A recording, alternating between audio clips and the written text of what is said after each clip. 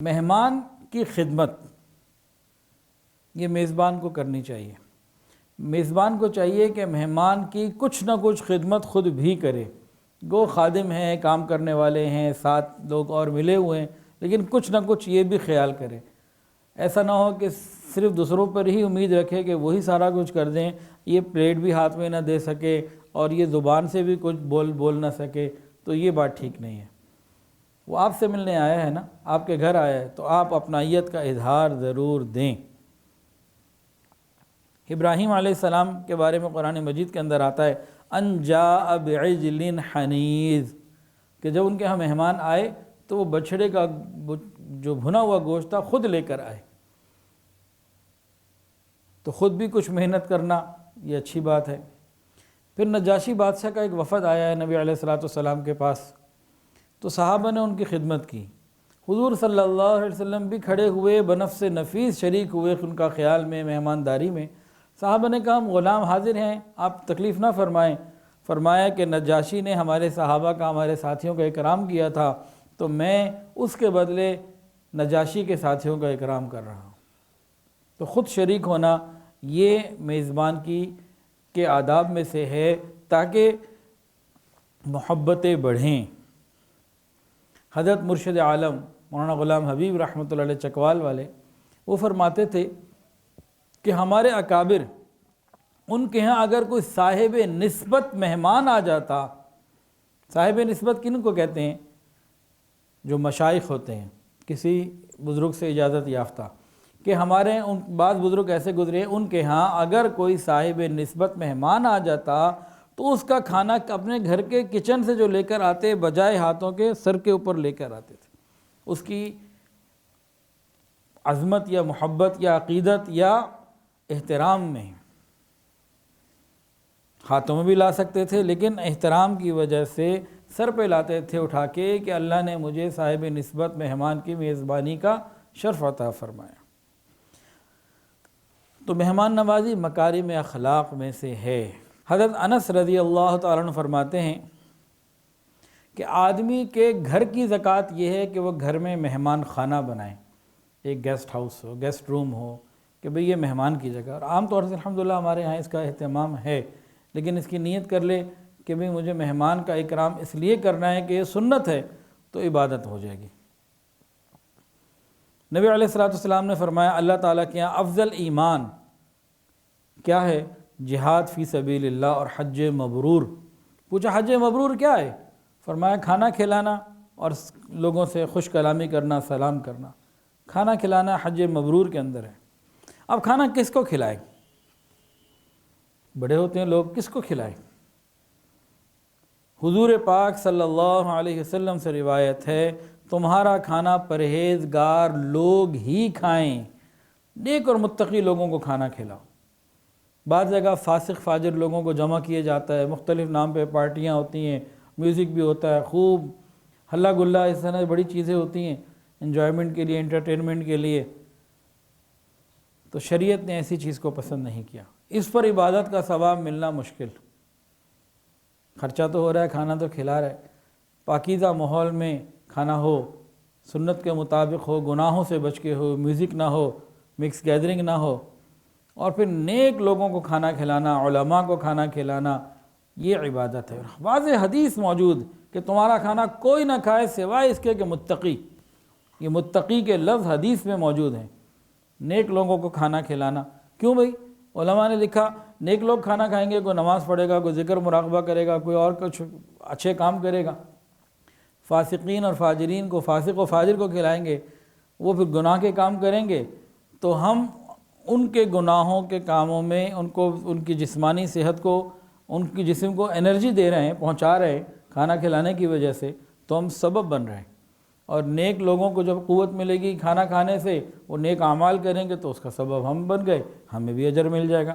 تو نیکوں کی نیکی میں ہمیں حصہ مل گیا، برے لوگوں کی برائی میں حصہ مل سکتا ہے، تو ہمیں نیکوں کو ہی کھانا کھلانا چاہیے۔ ایک بڑی مزیدار بات ہے، مہمان کی پسند کا کھانا بنانا۔ مہمان کی پسند کا کھانا بنانا یہ بڑی پیاری بات ہے۔ ایک حدیث کے اندر آتا ہے کہ کسی مومن کی جائز خواہش کو پورا کر دینا، اس سے گناہوں کی معافی ہو جاتی ہے۔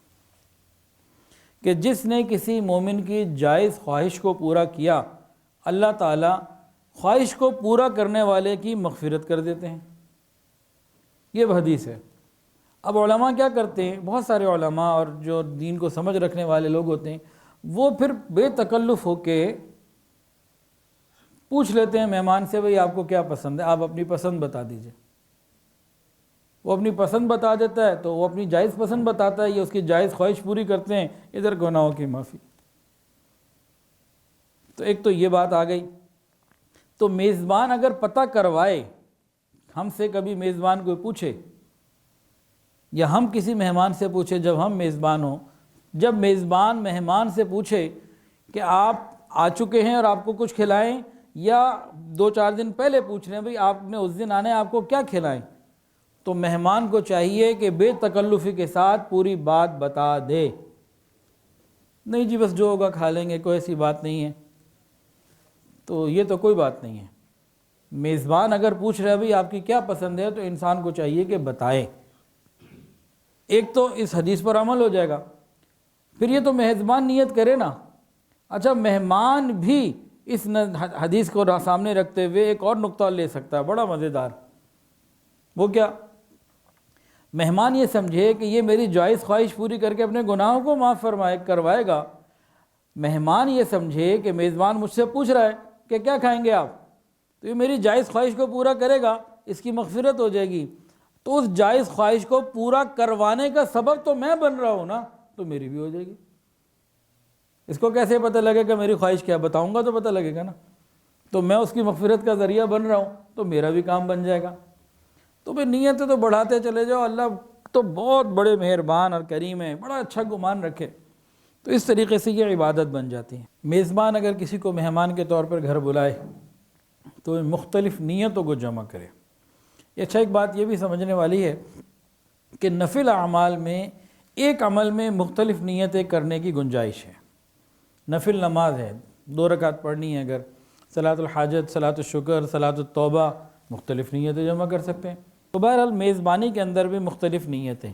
پہلی نیت کہ اللہ کا حکم، کہ میں اللہ کا حکم پورا کر رہا ہوں، یہ ایک نیت ہو گئی۔ دوسری نیت کہ رسول اللہ صلی اللہ علیہ وسلم کا حکم بھی یہی، 2 نیتیں ہو گئیں۔ تیسری نیت کہ یہ حضور صلی اللہ علیہ وسلم کی سنت بھی ہے، 3۔ چوتھی نیت یہ انبیاء کرام کی سنت ہے، 4۔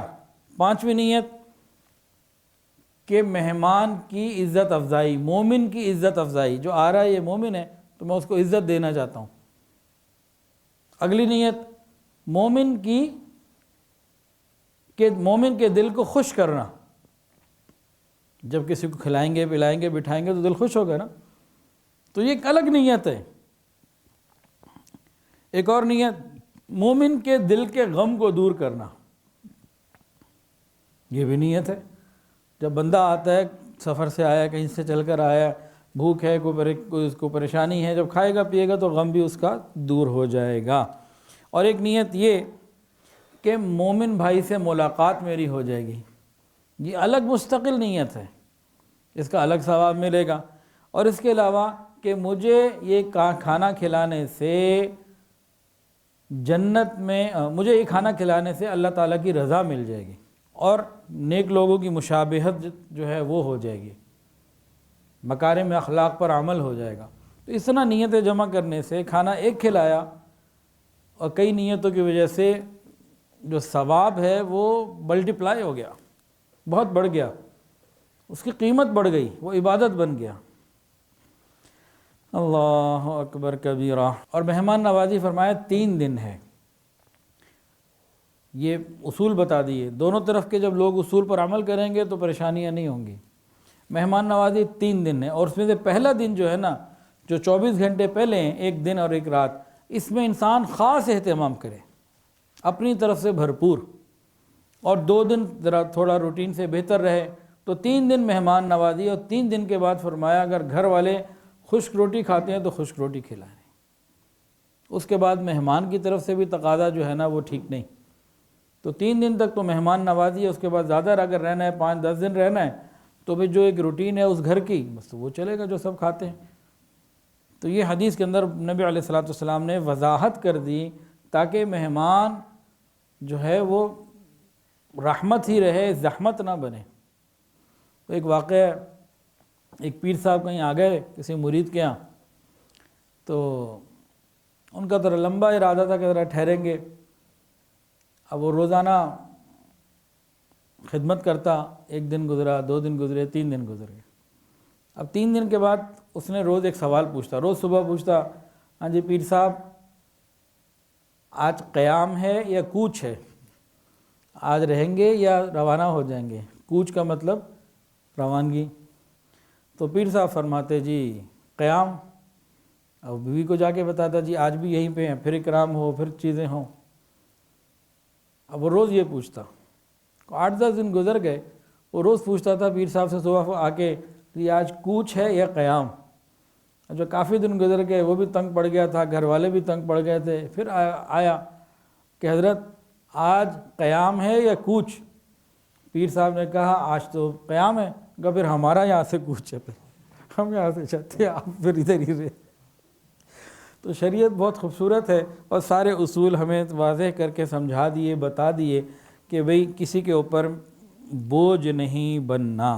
ہمارے سلسلہ عالیہ نقشبندیہ کے ایک بزرگ گزرے ہیں، حضرت خواجہ ابو الحسن خرقانی رحمۃ اللہ علیہ۔